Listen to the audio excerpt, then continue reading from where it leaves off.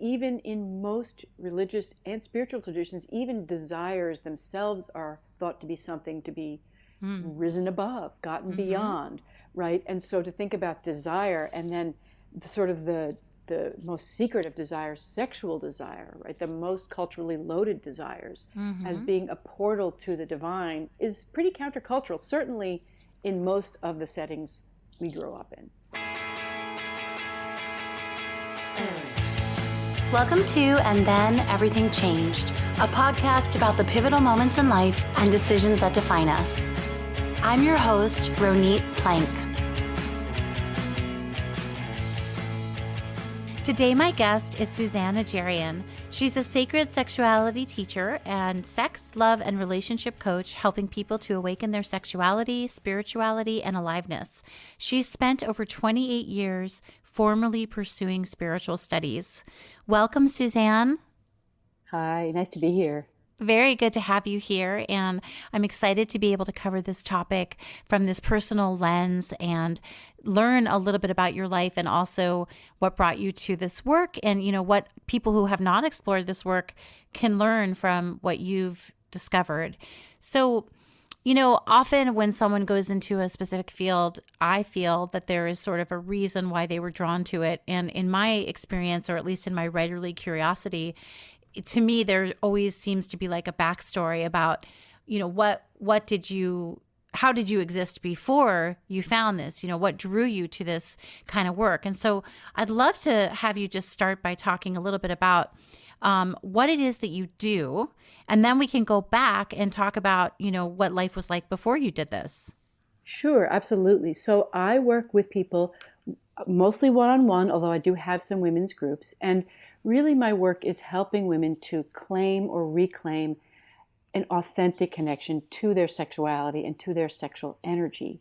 So that means it means talking about, right, what you want your life to be like, what you want your sexuality to feel like, and then I usually prescribe for them specific, mostly traditional practices, some new, some but mostly very old type of practices to sort of reconnect and start to connect a sense of sacredness back to sexuality that a lot of women, a lot of people just crave and Mm-hmm. intuitively know is there and don't quite know how to get there. And it might present with, low desire. It might present with other sort of top issues. But when we get down to it, right, we all live in this culture and almost all of us have some effect to our sexuality from the culture we live in or from the families we live in, like you're Mm. mentioning, or the religions we were raised in, and how to get down to like a true essence and a sense that's connected to something often bigger than who we are. Mm. And, sacred can mean a bunch of different things and it can be broad as well. So when you say sacred and when you talk about it in this work, can you help me understand what you think about when you think about sacred sexuality? Yeah. So, and I think one of the things I love about this work is that it is open to each person's experience, individual experience of Mm-hmm. the sacred, of the divine, of finding that spark in themselves. So, for many people, it's a connection to creativity or intuition. Some Mm. people, it's absolutely want to have those sacred sexual experiences with a partner where they see beyond themselves. They lose that sense of an individual and being an individual personality for a moment and blend into Mm. something higher in those sacred moments with another. And Mm-hmm. that's what they're really seeking. And for some, it's coming home. And I think for me, it was ultimately coming home to a sense of myself and a sense of the divine within me as something I could then offer to the world. In my work in the world happens to be in this area, but helping other people to do the same, to bring their work to the world that feels bigger than them. Mm. And were you, I feel like I want to ask this question, but I almost like know it's like a loaded question. So, was this a coming back to who you always were when you discovered it yourself, or was it a completely brand new discovery because you never knew this about sexuality for yourself? I always had an inkling and I always wanted there to be something more, but I was raised in a setting where I didn't it took me a long time to even think about what I wanted for myself sexually, right? And I think so many women are raised to think about what the other person wants, how to be who the culture wants us to be, and I always knew there was something more, but it took a lot of steps to really claim. So I walked a spiritual track most of my life, and even as a young child had a bigger sense of a spiritual, being a seeker. I was the kid who, instead of being the kid who snuck out the window to go make trouble, I was the kid who actually, the nuns told me, you go to church every Sunday, and when my parents didn't get around to it, I snuck out the window and walked to church. So Interesting. nerd that way from the very beginning. I knew that I wanted that spiritual connection. And so I sought that my whole life and had this inkling that it was there in sexuality. And look. That's so interesting because, it's not something I hear usually, like, or in my little closed off world, I suppose, it's not something I entertain as sacred and spiritual and sexual. Right. They're seen as opposites. And even in most religious and spiritual traditions, even desires themselves are thought to be something to be risen above, gotten beyond, right? And so to think about desire and then the most secret of desires, sexual desire, right? The most culturally loaded desires as being a portal to the divine is pretty countercultural, certainly in most of the settings we grow up in, right? Most people aren't saying, how about this way to God? So so let me go a little bit further back then. What was the environment in your home growing up for expression or desire or just sexuality and feeling like you're in a body? So it was pretty much erased in my home growing up. I was, like I've alluded to, I was raised Catholic, but I didn't absorb I don't even remember absorbing a lot of negative messages about sexuality from the church. Surely they were there. My mom just didn't talk about it. It was just completely not discussed, not expressed. I didn't see even a lot of expression in the couples around me. It was just not there. So when it came time for me to discover my own sexuality, it was pretty much a blank slate. The conditioning that was there, though, was very deep, which is and this was very much the cultural background I grew up in, which was to accommodate men, to be a good girl, to be what someone else wanted me to be, and to not make trouble. And so I brought that to my relationships, my first sexual relationship, to that exploration of my sexuality, and didn't really come into it with what I would love everyone to come to sexuality, which is how can I give and receive and share the most pleasure. Right, that was not on my radar. Right. Well, are you talking about the couples around you, like in terms of aunts, uncles, your own parents, in terms of not seeing that closeness, that physical warmth, or that kind of connection? Yeah, I don't recall seeing that kind of connection in the adults around me. Maybe it just wasn't expressed in front of me. I remember, finding a relative's stash of porn magazines. I remember, right, and finding out like, oh, that's what adult women look like. That's what I should be like, right? I had that kind of patterning, and then I had the general messaging to be a good girl and be what someone else wanted me to be, and all that myriad of be attractive but not too attractive, be desirable but not too desirable, all of those sort of that tightrope that we walk as women. I certainly was exposed to all of it, although I never remember being explicitly told it. I do remember being told, men have needs, be careful, certainly don't get pregnant, those sorts of things. But even that came from school education. It just really was erased. Were you the only daughter in the house? Were you the only girl growing up in your home? No, I have a younger sister, 2 years younger. And it's interesting. I think she, I was that very over-responsible older child. I think I'd be curious what kind of messages she felt she received. She was much more of the rebel. So I think she went out and explored things just more exuberantly than I did. I had a sort of a naturally more timid personality than she did. And so I was much more focused on the security of having a boyfriend that wouldn't leave and being a good girl. And do you remember your first sexual experience, your first like intercourse experience being one that you wanted and that you chose? Yes, I was extremely, extremely lucky that I had a first boyfriend who was extremely loving. It was completely consensual and decided over a period of time to have intercourse, and was just an overall positive experience.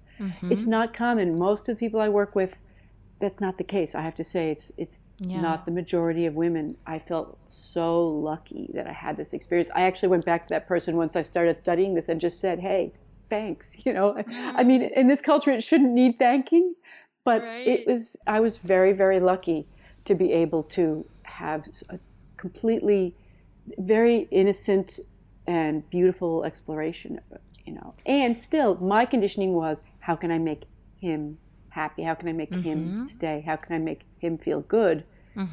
I had to go back and say, do you remember if this was pleasurable for me? Do you remember what it was like for me? Because all I remember was trying to make it good for you. Yes, and I think about that because that sort of was my orientation as well growing up. There's just, I don't know, and we can talk about this again like toward the end of the conversation, but I'm so curious how women growing up now and coming of age now, young women are experiencing this, if there's a little more agency, like if there's, because the images and the onslaught in media is so different than when you and I were growing up. And I wonder if there's a little more ability for women to take ownership of their experience in general. I know everyone's different, or if it's still very much the same. It's a very interesting question to me. Do you have any sense of that? I do, from working with women who are younger than me. And it's, I think, a much more complex world, because I think all the messages we got are still there. And then layered on top of it is this sexual performative quality of that. Now you have to also claim your desire, be a boss in the bedroom, there's a lot of like pop musical messages about really claiming the body. And at the same time, there's an overcompensation.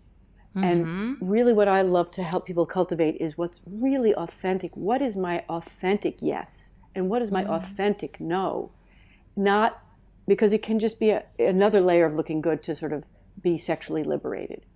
Well, right, but it does seem so complicated, because how could you even get to what the root is of your desire and who you are and what you want when you have all these other images and messages happening? Like, where is the core you sexually? That's right. And what's amazing is sexuality is such a pure, uprising energy in us that it's actually not that hard to find. We just have to create sort of the right environment. So if I think about it, like the right conditions. And a lot of times that is being around other women, being given permission, being given full permission for a yes, a no, for an I don't even know what I want, to clear all the messages about our bodies, what we think of ourselves, what we think about how we look, and start to receive from other women the support, the permission. And also, one of the things I love to do is create an environment of praise and celebration of each other as women. So in the women's groups, and I work with men and women, although I don't work with men in groups, when women get together, it's like the authenticity of sexuality can very naturally arise. And so supporting each other is one of the places, it's amazingly one of the conditions. And you think about it, it's one of the scariest places. I know, jumping forward a little bit, that when my marriage was in trouble and there was no sex and hadn't been for a long time, I was afraid to tell my girlfriends. There might be those sort of conversations where we were talking about sex or talking about our relationships or our partners. I just shrunk away from them. I was so ashamed. And I remember a therapist laughing when I said I was sure I was the only person in a sexless marriage. I mean, he could not even keep a straight face, I was so ashamed of my lack of desire, of my lack of connection, of my lack of access to this part of myself and this failure. Well, let's talk about your marriage. Can we talk a little bit about, you came of age, you had your first sexual experience, and then how old were you when you got married? I was 30. Okay, so you had like a decent amount of young adulthood on your own. And did you date around and stuff? I had, several long-ish relationships. I was never it just wasn't my style, although I know it is many people's to have a lot of short relationships. I tend to have longer, couple-year relationships. I married a man who was, so in my early 20s, I came onto to serious spiritual work and dated and married a man in my spiritual community. And I really felt like that was the perfect recipe. And in many ways, it was the perfect recipe for a life together. But many spiritual traditions overlook sexuality. So I married a man when I was 30. He was 15 years older. And then we continued to keep our marriage founded in our spiritual path. But then, and 6 years later, had our first kid, and then 4 years later, our second. Mm-hmm. And so before you were with him, were those relationships, those long-term relationships, pretty satisfying for you, sexually, to the extent that you knew that you needed it and how you wanted it at that point, or were they lacking? They sort of started out like that beginning honeymoon period, great often, sometimes just good, sometimes okay, but fairly quickly, right, I found that the sexual spark died in the relationships. And I found that to be a pattern. I didn't know whether that was just how all relationships happened, if it was something I was doing wrong, right? I was always really curious about it. But I found that it tended to fade. I didn't tend to have relationships where it sustained, like a sexual spark sustained over years. So then when did you start to realize, something in my marriage is different. It doesn't feel quite right?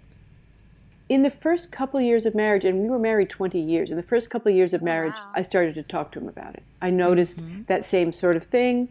I said, let's do something about this. And I started, even then, seeking somebody who could talk to me about this in a holistic way. What's going on here? We did the usual sort of talk therapy. We went to various teachers. Even then, we took a week fairly early in our marriage and went and studied with a Tantra teacher, a wonderful Tantra teacher named Nyaso in Hawaii. I knew right away that I wanted this to sustain, and I could see the signs of it not. Did your husband find it to be fine that the way you were living was okay by him, from what you could understand, or was it an issue for him too?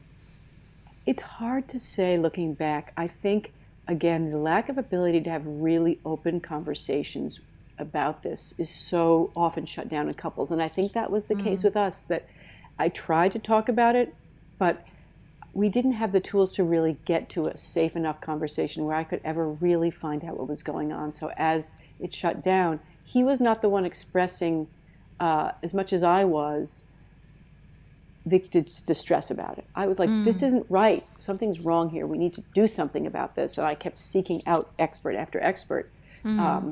I think ultimately it's so hard to have these conversations, and I think perhaps the age difference, I was from the north, he was from the south. 15-year age difference, these things might have exaggerated the ability to have conversations that were really truthful, incisively, sometimes painfully truthful conversations need to happen. And they just we were never able to get to the bottom of it. We might get a little lift, a teacher might give us some practices, but I felt like I was always saying, well, let's do that thing. And yeah. And in the meantime, did you have intimacy in other ways? Because, it took me a while as an adult to learn, intimacy didn't always mean physical, right? Like it's like very obvious to many people what intimacy can be. To me, I didn't understand it. So did you two have intimacy that wasn't physical?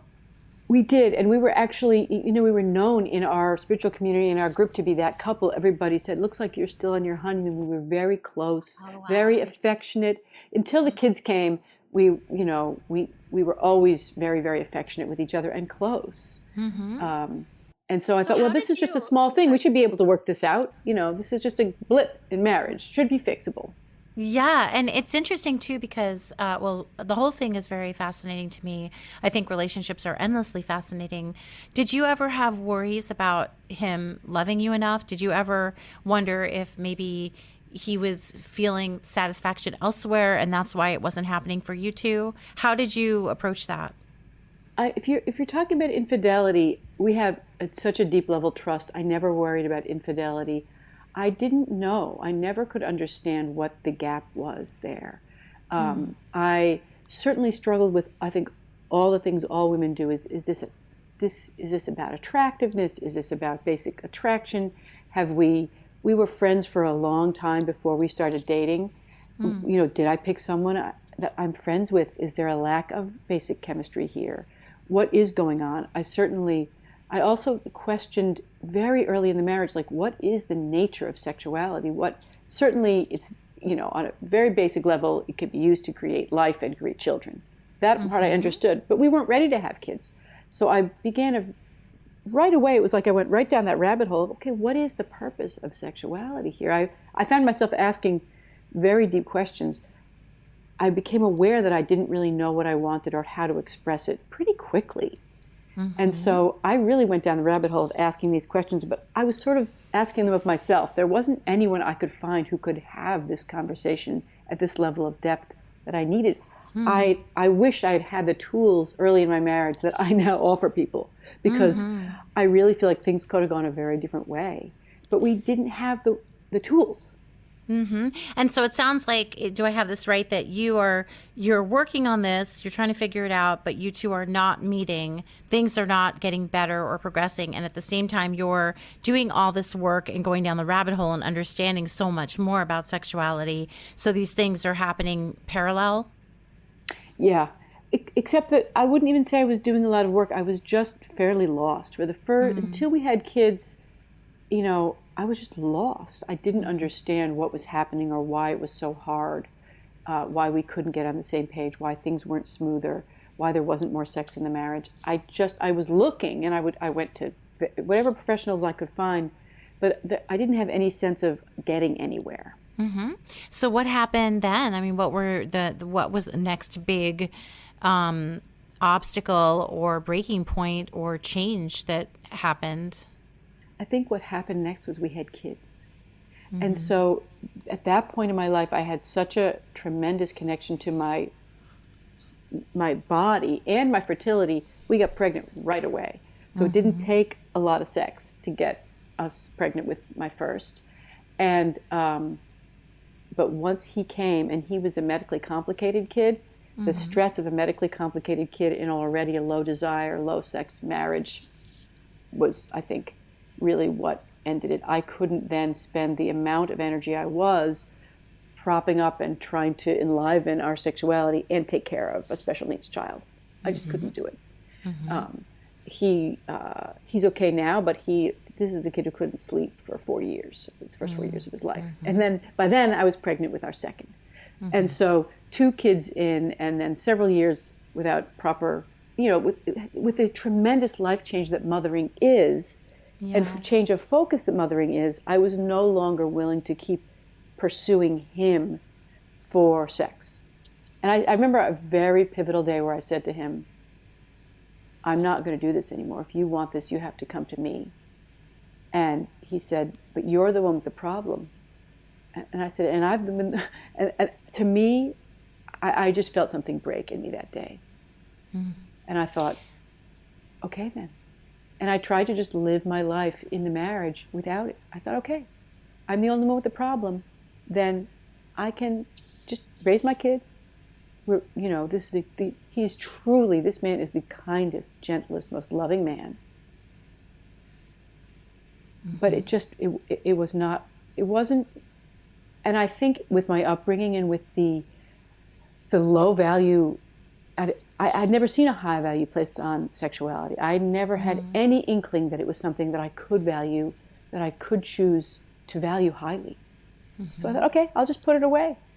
I've got 2 beautiful children, a good life. Let me just tuck this away.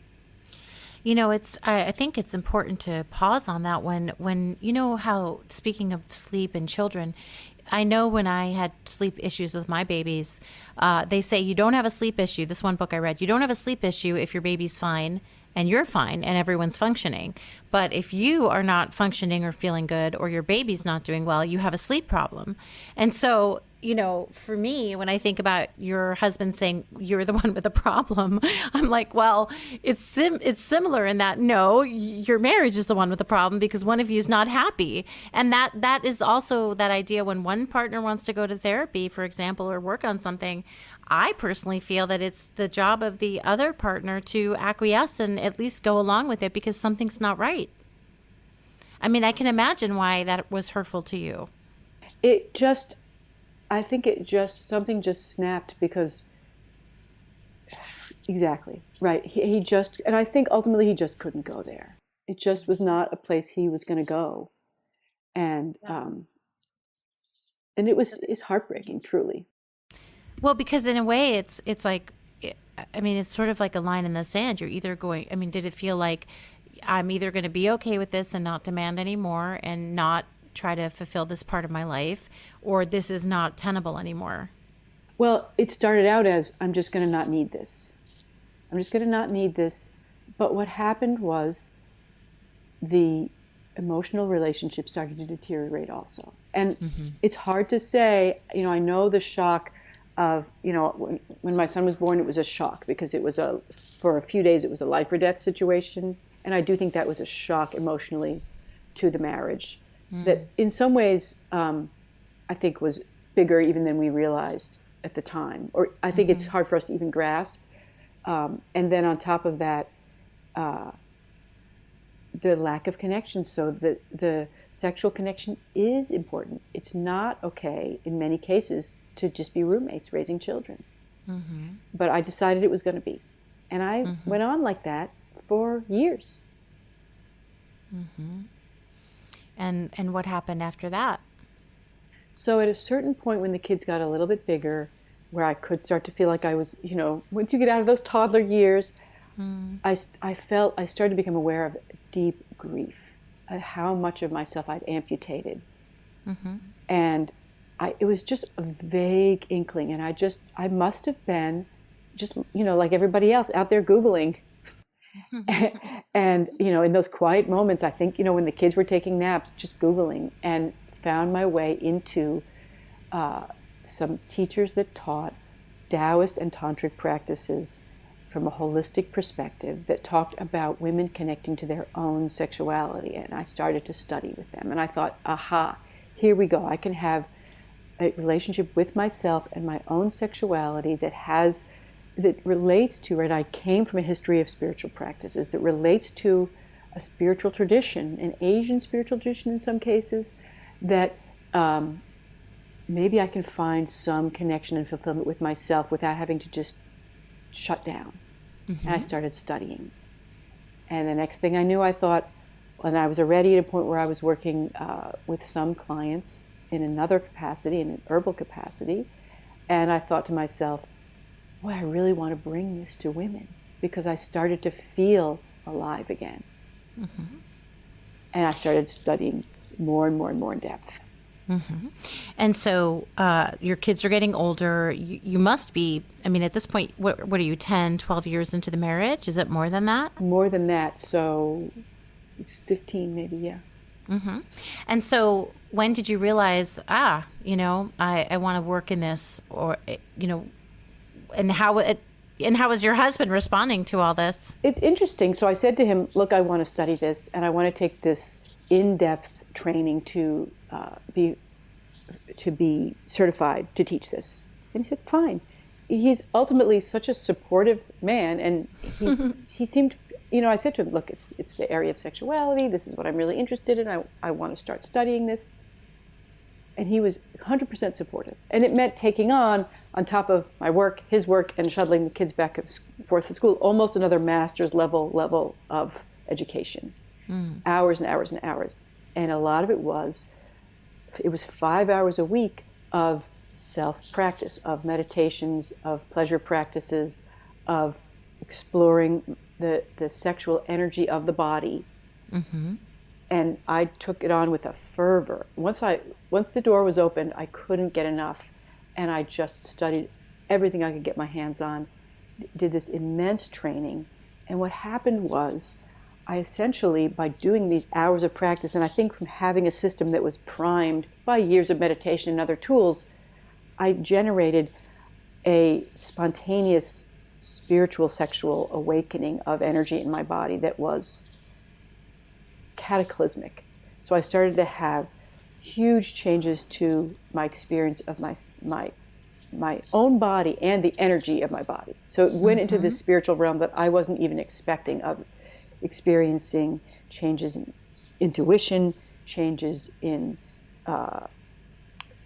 ability to meditate more deeply, just really, really intense spiritual symptoms almost. And I said to him, something's changed. And he said, I can see it. I know. And he started, I think at that point, to get afraid. And I remember him saying to me, like, I thought you were going to have an affair because you had been working with sexual energy, and he could see it. So this kind of awakening comes with particular sort of symptoms. I wasn't sleeping. I was just really, really amped up. Energetically, I at the same time, I was very disoriented, and I knew things were going to change. And within a few months of that happening, I said to him, I can't stay. I can't stay. I have to go. And he was shocked and surprised and devastated. And we spent the next 6 months unwinding the marriage, telling the kids, telling our spiritual community, reckoning with it. It was truly the most peaceful and loving separation, but absolutely heart-wrenching. And of course, every step of the way, a part of me just had my heels absolutely dug in. Certainly he had his heels absolutely dug in because we care deeply about each other. But the force of this experience didn't let me live with that many parts of me amputated anymore. I needed to find a way to live fully. And he wasn't going to be able to come along. And he'd shown me that by that point. Well, it's I wonder if there's some, resolution for him, because nothing he couldn't change it. He wasn't able to or willing to. If you can't change the pivotal thing that is the crux of the issue, then how is it supposed to go? Right? There was, I'm saying, like, I don't know, of course, I don't know his experience and what his emotions are about the end of your marriage now, but it's like, this is just, there's no way this can work if you can't move closer to what I need. Right. That's right. And were the kids teenagers at that point, or were they still young? Pretty young, 8 and 14. And how long ago was that? 2 years ago. Oh, it's recent. It's really recent. Yeah. So do you share custody? We do. He lives a block away. We live in New York City. The kids go back and forth. The pandemic has made it really easy. We have this super easy, relationship where it's like, do you want him tonight? We certainly have a formal agreement, but you want him tonight? Or, I've got something going on. Or, what, you've got more food in the house. You want to cook for them. During the pandemic, we grocery shopped for each other. Because only one of us wanted to be in the store. Why expose two people to the store? We're used to shopping for each other. We've retained a really close relationship. And did you start to date? Have you, where are you with that? Had started to date and just experienced the world. Experiencing the world dating as a sexuality teacher is a really crazy experience. And doing that at the beginning of a pandemic is an even crazier experience. The pandemic's put a hold on a lot of that. But yeah, I've had the chance to go back out into the world with this awakened and enlivened sense of self, sense of my own sexuality, of who I am. It's something, boy, do I wish everybody could have, right? That this sense of this wellspring of my own energy, my own sexuality within me, and then to bring that to the world. It's fun. I mean, most people, not everyone thinks dating is a fun adventure, but doing it from this place of connection to myself and my sexuality has made it fun. And were you able to explain to your family, especially people in the older generation, what the main issue was in your marriage? Is it pretty clear to everyone that because of the work that you do now, that there was a big sexual issue in the marriage, or do you keep that private? No, most of them don't. Most of them don't ask, and most of them just have, I think, in the fine tradition of family secret keeping, nobody really asks. Well, that's funny, because in my family, we're Jewish. They would have just been like, well, in my family, be like, what happened? What's going on? Tell me what happened. Like, I would tell them everything.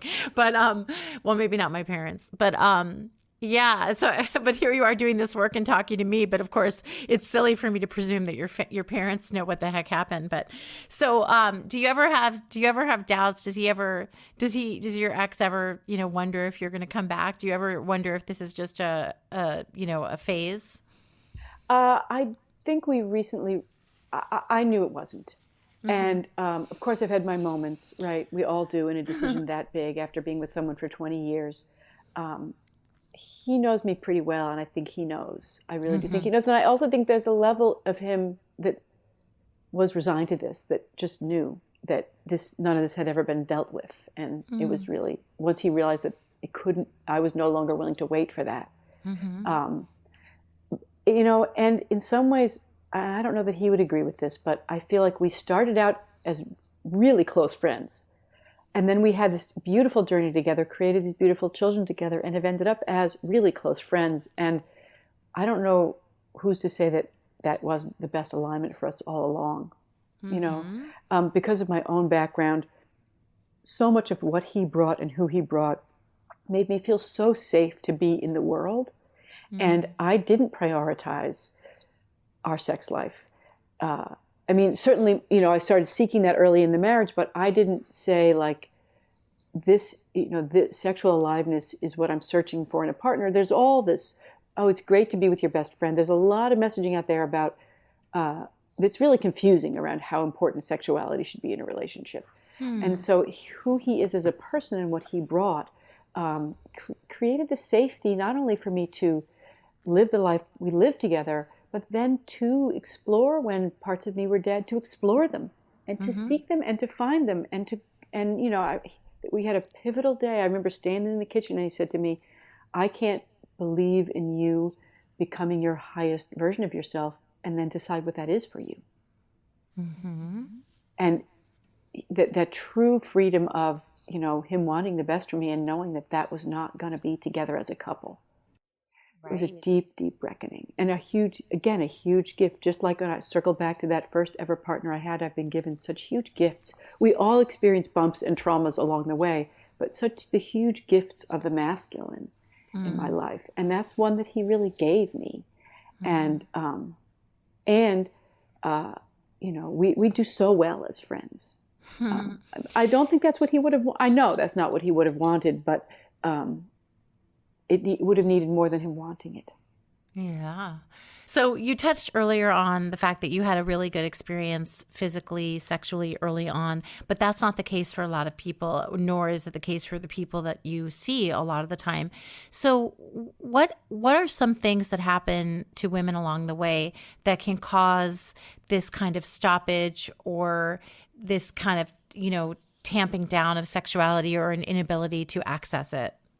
Well, I think it's a great question because part of what you're alluding to is trauma. And many, many, many, many women and men have a history of overt sexual trauma. And of course, that's one of the big things that shuts us down. It's a great wound. And what's beautiful about this work is that it, especially once one has dealt with the overt trauma, there's a difference between not living in the wound and living in aliveness and connection. So that's really the leap that I love to take people.